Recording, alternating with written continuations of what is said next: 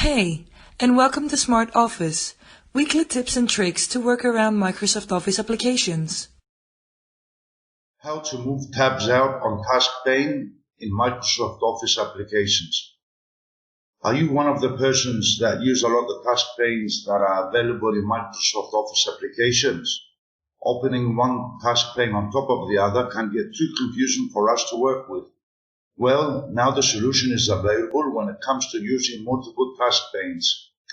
When we will open additional task panes, they can now open as tabs to save space for our content. Just watch the video below.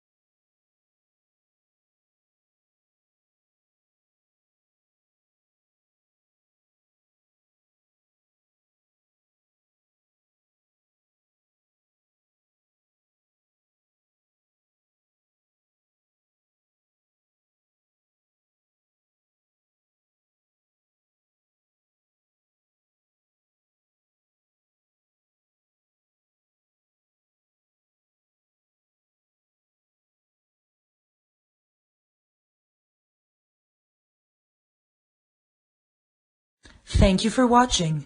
If you liked what you saw in this video, go ahead and subscribe to my YouTube channel. If you have any questions or suggestions, head down to the comment section and let me know.